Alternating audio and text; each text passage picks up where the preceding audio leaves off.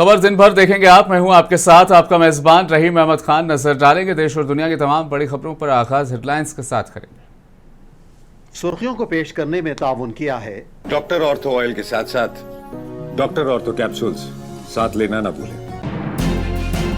हुकूमत मशरिक वस्ता के मुल्क पर असर को कम से कम करने की कर रही है कोशिश। वज़ीर आज़म मोदी का केरला में इंतखाबी जलसे से खिताब।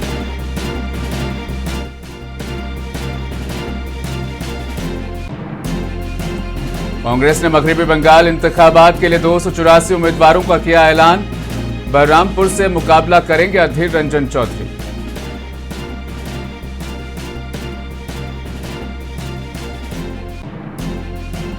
ईरान ने सऊदी अरब में अमेरिकी एयरबेस को बनाया निशाना। मुतअद्दिद तैयारों को मार गिराने का किया दावा।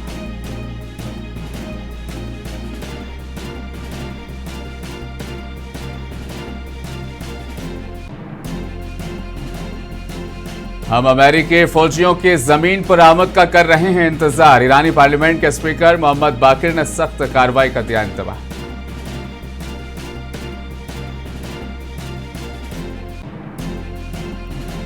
मशरिक वस्ता के सूरत-ए-हाल पर पाकिस्तान में मुतअद्दिद वज़राए खारजा का इजलास। सऊदी अरब, मिस्र और तुर्की के आला ओहदेदारों की शिरकत।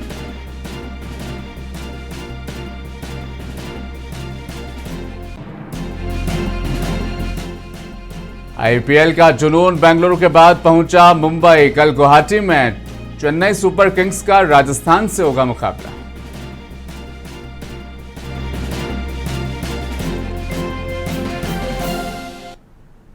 वज़ीर आज़म मोदी ने आज केरला असेंबली इंतखाबात के सिलसिले में एक इंतखाबी रैली में हिस्सा लिया। इस रैली से खिताब करते हुए पीएम मोदी ने कहा, हुकूमत मगरबी एशिया के तनाज़े का मुल्क पर कम से कम असर को यकीनी बनाने के लिए अनथक मेहनत कर रही है।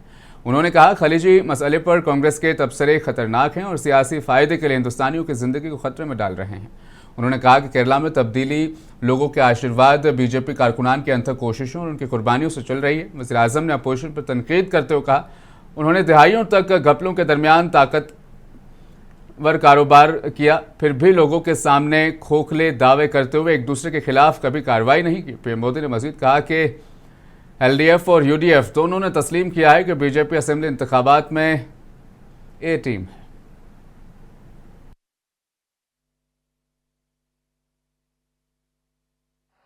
एनडीए सहृदगळे इस समय वेस्ट एशिया में चल रहे युद्ध पर सबकी नजर है। इस युद्ध का प्रभाव भारत पर कम से कम पड़े, इसके लिए हमारी सरकार लगातार काम कर रही है। यहां केरलम के बहुत सारे लोग युद्धग्रस्त क्षेत्रों में काम कर रहे हैं। युद्ध शुरू होने के बाद से ही मैं इन देशों के सभी राष्ट्राध्यक्षों से लगातार बात कर रहा हूं, संपर्क में हूं। सारे ही देश युद्ध क्षेत्रों में फंसे भारतीयों की सुरक्षा को प्राथमिकता दे रहे हैं। वहां पर हमारे भाई बहनों को कोई तकलीफ ना हो, इसके लिए भारतीय दूतावास भी दिन रात काम कर रहा है। भारतीयों के हितों की सुरक्षा भाजपा एनडीए सरकार के लिए सर्वोपरि है।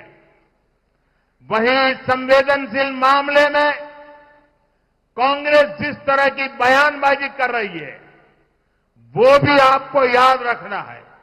कांग्रेस जिस तरह के बयान दे रही है, वो खतरनाक है। कांग्रेस चाहती है कि खाड़ी देशों में रहने वाले करीब 1 करोड़ भारतीयों की जिंदगी खतरे में पड़ जाए और फिर कांग्रेस इसका सियासी। मरकजी वज़ीर दाखिला अमित शाह ने आज आसाम असेंबली इंतखाबात के लिए मुहिम चलाई। अमित शाह ने आज सौलतपुर में एक अवामी जलसे से खिताब करते हुए अपोजिशन को तनकीद का निशाना बनाते हुए कहा कि आपकी पॉलिसी तनाज़ा पैदा करना और फिर हुकूमत करना थी। आपने सैकड़ों नौजवानों को मौत के घाट उतार दिया। उन्होंने कहा कि आज भी असम के नौजवान असम तहरीक को नहीं भूले। आपकी पॉलिसी थी, आपकी नीति थी, झगड़ा कराओ और राज करो। आपने सैकड़ों युवाओं को गोली की मौत से घाट उतारा। भाइयों बहनों, असम आंदोलन आज भी असम का युवा भूल नहीं पाया। अरे इतने साल राज किया, इन्होंने तो असम आंदोलन के शहीदों के लिए स्मारक भी नहीं बनाया था, वो भी हेमंत विश्व शर्मा ने आकर स्मारक बनाने का काम किया। स्मारक बनाने का। भाइयों बहनों, आज मैं यहां आया हूं तब आपको वादा कर कर जाता हूं, 10 साल हो गए मगर घुसपैठियों के लिए हम काम पूरा नहीं कर पाए। एक 5 साल और दे दो हमें। ये 10 साल में हमने घुसपैठ को रोक दिया है। कोई घुसपैठिया अब आसाम में घुस नहीं सकता। मगर भाई, घुसपैठ रुकने से आसाम का भला होगा क्या? जरा कहिए, होगा क्या? उनको निकालना पड़ेगा या नहीं निकालना पड़ेगा? जरा जोर से बोलिए, निकालना पड़ेगा या नहीं निकालना पड़ेगा? एक घुसपैठिए हमारे आसाम की युवाओं की नौकरी खाए जा रहे हैं। एक घुसपैठिए हमारे आसाम के गरीब का अनाज, चावल खाए जा रहे हैं। इनका ये भूमि पर कोई अधिकार नहीं।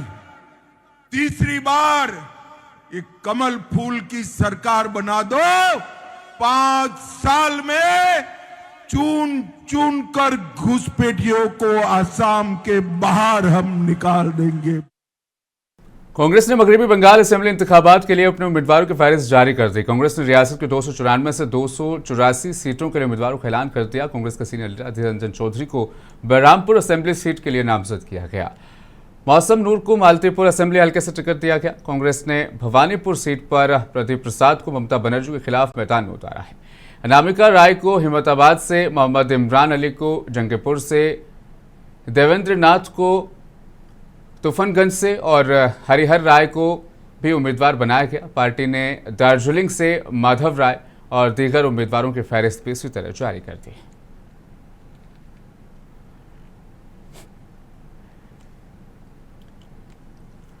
और मिडिल ईस्ट से इस वक्त बड़ी और अहम खबर सामने आ रही है। गुज़श्ता माह से जारी शदीद लड़ाई के दरमियान ईरान ने सऊदी अरब में अमेरिकी एयरबेस को निशाना बनाया। ईरान का दावा है कि हमले में कई अमेरिकी तैयारे तबाह हो गए।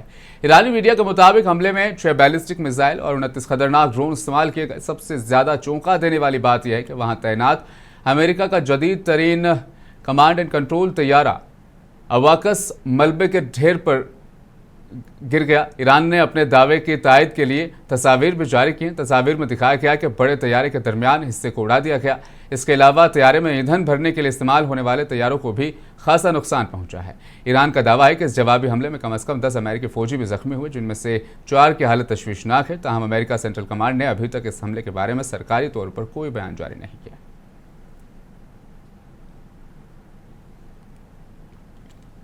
ईरानी पार्लियामेंट के स्पीकर मोहम्मद बाकिर कालिबाफ ने आज अमेरिका को इंतबाह दिया है। कहा कि ईरानी फौज अमेरिकी फौजियों की जमीन पर आमद का इंतजार कर रहे हैं ताकि उनके खिलाफ सख्त कार्रवाई की जाए। मोहम्मद बाकिर ने मजीद कहा, हमारी फायरिंग जारी है, हमारे मिसाइल अपनी जगह पर है और हमारा अज़्म मजीद बढ़ गया है। वाज़ेह है कि तबसरा ऐसे वक्त में सामने आया जब इलाकाई ताकतें मशरिक़ वस्ता में लड़ाई को ख़त्म करने के बारे में बात करने के लिए पाकिस्तान में मुलाकात कर रही है, क्योंकि तकरीबन 2500 अमेरिकी खित्ते में पहुंच चुके हैं और ईरान की हिमायत याफ्ता हूसी बाग का 1 माह से जारी जंग में दाखिल हो गए हैं।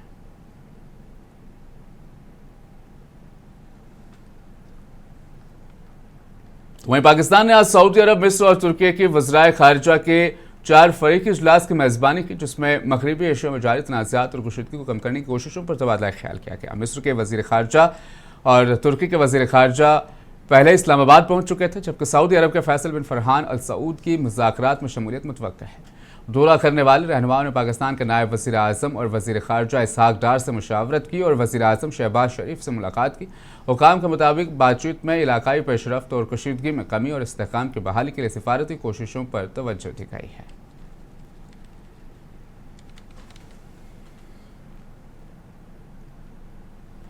तो वहीं इस दौरान सऊदी अरब के वजीर खारजा फैसल बिन फरहान इस्लामाबाद के नूर खां एयरबेस पर पहुंच गए हैं, जबकि पाकिस्तान मशरिक वस्ता के तनाज़ात पर बातचीत के लिए सऊदी अरब, मिस्र और तुर्की के वज़ीर खारजा की मेज़बानी कर रहा है। उन्होंने पाकिस्तान के नायब वज़ीर आज़म और वज़ीर खारजा इसहाक़ डार से भी मुलाकात की, जिसमें इलाक़ाई और बैनुल अक़वामी पेशरफ्त और अमन इस्तेहकाम को फ़रोग़ देने की कोशिशों पर बातचीत हुई है।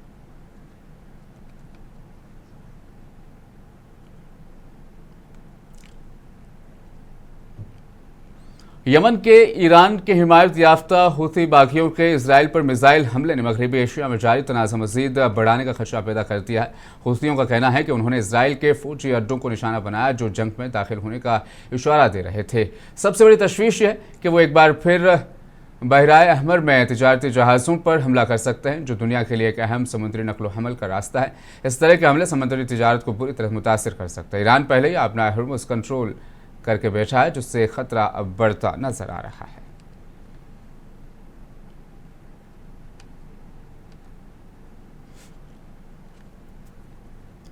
इजरायली डिफेंस फोर्सेस ने इतवार को एक फुटेज जारी की, जिसमें उसके फौजियों को जनूबी लेबनान में हिजबुल्लाह के खिलाफ सरहद पार ऑपरेशन करते दिखाया गया है। इजरायली फौज के एक्स और टेलीग्राम अकाउंट्स के मुताबिक इस ऑपरेशन में शाम के हरमून से पहाड़ी इलाकों को अबूर करते हुए दहशतगर्दों के बुनियादी ढांचे का पता लगाने और उसे ख़त्म करने के लिए इंटेलिजेंस जमा करने और मुसल्लह गिरोहों को सरहद पर कदम जमाने से रोकने के लिए यह ऑपरेशन किया गया है। IDF के बयान में कहा गया कि फौजी दस्तों ने 810वें ब्रिगेड की कमान में लेबनान के सरहद पर कदम जमाने की कोशिशों को नाकाम बनाने के लिए एक टारगेटेड ऑपरेशन मुकम्मल किया। इसमें मजीद कहा गया कि ऑपरेशन के एक हिस्से के तौर पर फौजियों ने पेचीदा पहाड़ी इलाकों में ऑपरेशन किया।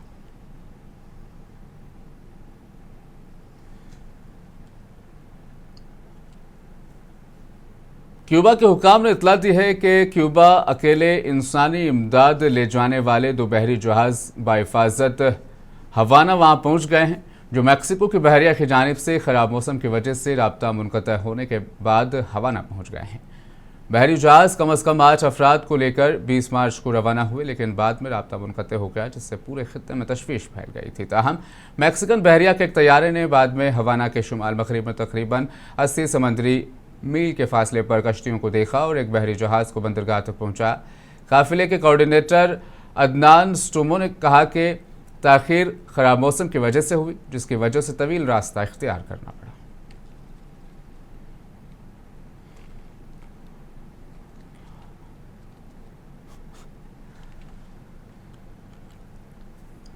किम जोंग उन ने हाई थ्रस्ट ठोस ईंधन वाले मिसाइल इंजन के टेस्ट की निगरानी की, जिसमें शुमाली कोरिया के अमेरिकी सरजमीन पर हमला करने की सलाहियत को आगे बढ़ाते हुए देखा गया। कोरियन सेंट्रल न्यूज़ एजेंसी के मुताबिक नए अपग्रेड शुदा इंजन, जो मुरक्कब कार्बन फाइबर मवाद का इस्तेमाल करते हुए बनाया गया, 2500 किलोटन की ज़्यादा से ज़्यादा जोर का मुजाहिरा इसने किया, जो कि पिछले टेस्टों से नुमाया तौर पर ज़्यादा है। ये पेशरफ्त प्यांगयांग की अपने मिसाइल हथियारों को जदीद बनाने की जारी कोशिशों का हिस्सा, ख़ासतौर पर बैनुल बर्राज़मा बैलिस्टिक मिसाइल, जो जौहरी हेडक्वार्टर्स को बर्राज़मा अमेरिका तक ले जाने की सलाहियत रखते हैं। तज्ज़ियाकारों का कहना है कि इंजन की बढ़ती हुई ताकत मुतअद्दिद हेडक्वार्टर की तैनाती में मदद देगी, जिसका मकसद अमेरिकी मिसाइल डिफेंस सिस्टम पर काबू पाना है। तमाम रिपोर्ट में टेस्ट का सही वक्त या मुकाम नहीं बताया गया।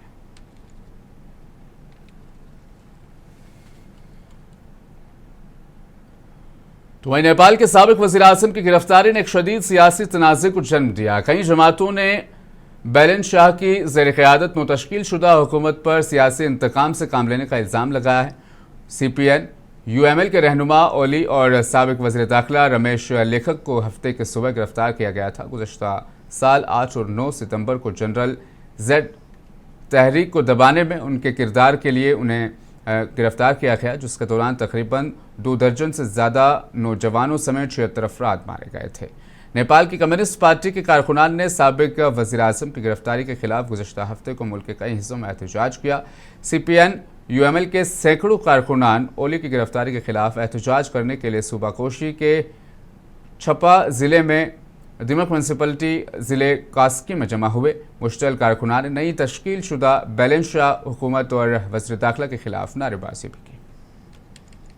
डीएमके के सदर और चीफ मिनिस्टर एमके स्टालिन ने आज तमिलनाडु असेंबली इंतखाबात के लिए पार्टी का मंशूर जारी किया। इस मौके पर चीफ मिनिस्टर ने कहा कि हमने मुख्तलिफ फलाही स्कीमें फराहम की हैं जिससे अवाम को बड़ा फ़ायदा हासिल हुआ। उन्होंने कहा कि वो आइंदा भी ऐसी फलाही स्कीमें जारी रखेंगे जो अवामी तरक्की की राह हमवार करेंगे। मंशूर पर बात करते हुए स्टालिन ने कहा उनकी हुकूमत 8वीं जमात तक के तलबा के लिए नाश्ते की स्कीम शुरू करेगी, जबकि उन्होंने खवातीन को माहाना 2000 रुपये देने का भी वादा किया।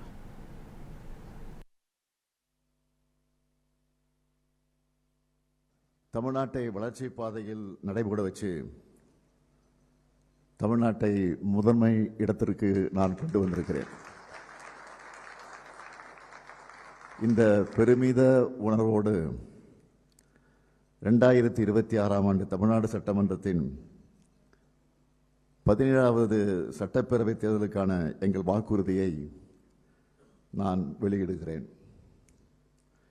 நடைபெற இருக்கிற தேர்தலில் வெற்றி பெற்று 7வது முறையா ஆட்சி அமைக்க இருக்கிறது திராவிட முன்னேற்றக் கழகம். இந்த நம்பிக்கை கழகத்தினருக்கு மட்டுமல்ல, ஒட்டுமொத்த தமிழ்நாட்டு மக்களுக்கும் இருக்கு.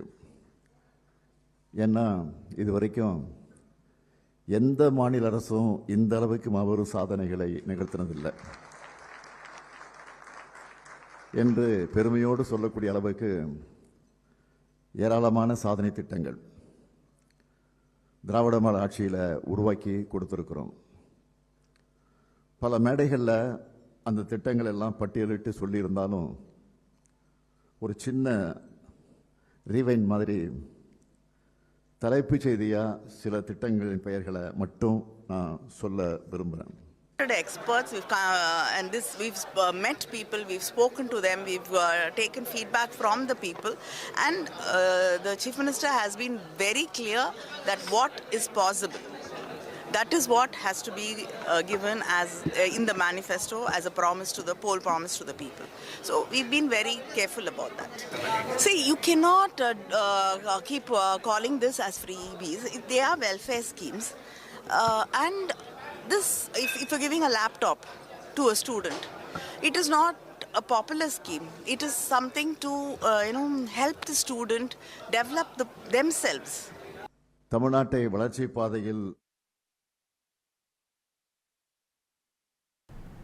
कांग्रेस के रुकन पार्लियामेंट दिग्विजय सिंह ने मशरक़ वस्ता के बहरान के दरमियान ईरान पर अमेरिकी हमलों को तेल की कीमतों पर काबू पाने की एक सूची समझी हिकमत अमली करार दिया। उन्होंने इस फौजी कार्रवाई के पीछे जोग्राफियाई सियासी मफादात और तवानाई की आलमी मंडियों पर असरअंदाज होने के अमेरिकी इदारे की तरफ इशारा किया। दिग्विजय सिंह का मानना है कि अमेरिका ने ईरान के तेल बरामद करने वाली बुनियादी ढांचे को निशाना बनाकर तेल की आलमी मंडी को मुतासिर किया। की पूरी जवाबदारी इजराइल और अमेरिका की है, जबकि समझौता वार्ता चल रही थी और समझौता वार्ता से समझौता हो सकता था, तो बिना बताए इन्होंने हमला कर दिया। और हमला भी किस पर किया? लड़कियों के स्कूल पर। लगभग 136 बालिकाएं उसमें उनकी मृत्यु हो गई। ये पूरा युद्ध जो है इस बात का है कि ईरान के पास न्यूक्लियर पावर है, बम है, जबकि उनके पास नहीं है। यही आरोप अमेरिका ने इराक में लगाया था, वहाँ कुछ नहीं पाया गया। ये सारा का सारा जो खेल है, ये जो तेल की कीमतों में जो स्टॉक मार्केट होता है उसका खेल है। ट्रंप बयान देते हैं हम हमला करेंगे तो तेल के भाव बढ़ जाते हैं, ये समझौता करेंगे भाव गिर जाते हैं और लाखों करोड़ों डॉलर ये लोग बीच में इनके लोग कमा लेते हैं। मगरबी बंगाल की वज़ीर आला ममता बनर्जी ने इंतखाबी मुहिम के दौरान इलेक्शन कमीशन पर सख्त तनकीद करते हुए इल्ज़ाम लगाया कि कमीशन ने उनके साथ काम करने वाले तकरीबन तमाम अफसरान को हटा दिया है। एक जलसे आम से खिताब करते हुए उन्होंने कहा इलेक्शन कमीशन ऑफ इंडिया ने रियासत में तैनात कई IAS और IPS अफसरान को न सिर्फ ओहदे से हटा दिया बल्कि उनकी तजलील भी की गई। वज़ीर आला ने मज़ीद कहा कि इस तरह के इक़दामात जमहूरी अमल पर असरअंदाज हो सकते हैं और ये शफ़ाफ इंतखाबात के लिए मुनासिब नहीं।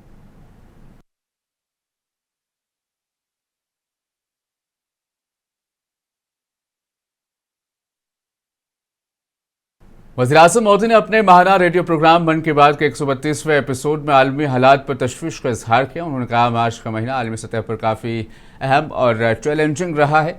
जहां कोविड के बाद दुनिया में बेहतर आगाज़ की उम्मीद थी, लेकिन मुख्तलिफ खित्तों में जंग और तनाज़ात अब भी जारी है। वज़ीर-ए-आज़म ने कहा हिंदुस्तान अपने मजबूत आलमी ताल्लुकात और गुज़िश्ता दिहाई में हासिल की गई सलाहियतों की बदौलत इन चैलेंजेस का मजबूती से मुकाबला कर रहा है।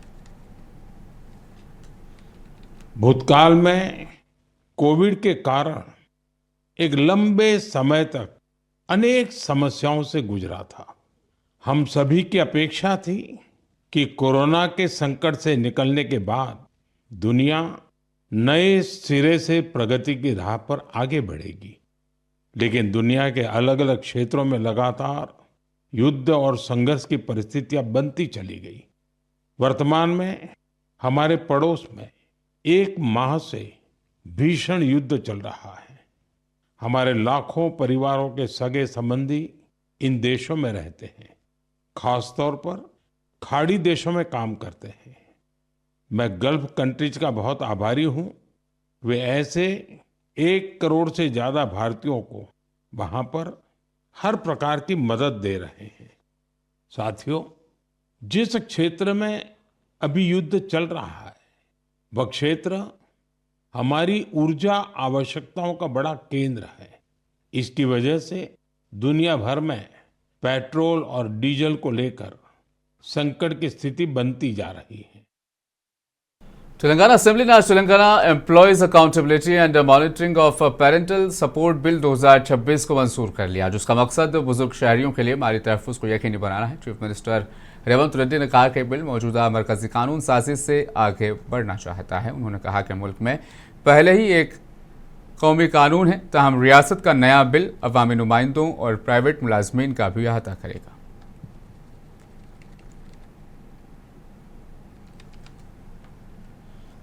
आईपीएल के दूसरा मैच साबिक चैंपियंस मुंबई इंडियंस और कोलकाता नाइट राइडर्स के दरमियान रहा।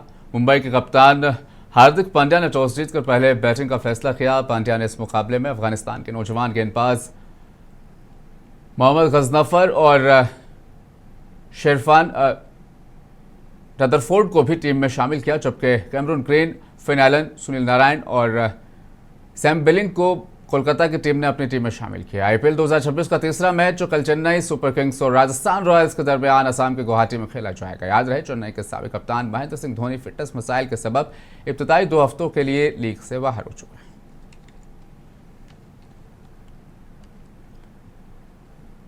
उत्तर प्रदेश के कानपुर में मार्केट इलाके में शॉर्ट सर्किट की वजह से कपड़े की दुकान में आग लग गई। देखते ही देखते आग फैल गई, जिसकी वजह से भारी माली नुकसान यहां पर हुआ। अच्छी बात यह रही कि इसमें कोई जानी नुकसान नहीं हुआ। मुकामी लोगों ने बताया कि फायर ब्रिगेड की गाड़ी पहुंचने में ताखीर की वजह से ज्यादा माली नुकसान हुआ। इस सिलसिले में पुलिस ने केस दर्ज करके तहकीकात का आगाज कर दिया है। घटना लाइट 11:30 बजे कटी हुई थी। जनरेटर की लाइन से मीटर में आग लग गई और एक भी किसी की दुकान में पूरे शीशा मुंह में किसी के पास कोई एक सिलेंडर नहीं था जो आग उसको बुझा लेता। उसके देखते देखते इतनी विकराल हो गया कि हम लोगों के ऊपर 3 खंड तक आग चली गई और छोटे छोटे बच्चे थे, किसी प्रकार से सबको निकाला गया और जो है जरा सी लापरवाही की वजह से ये खबर दिन भर में फिलहाल इतना ही। दीजिए इजाजत, आप बने रहें मुंसिफ टीवी के साथ।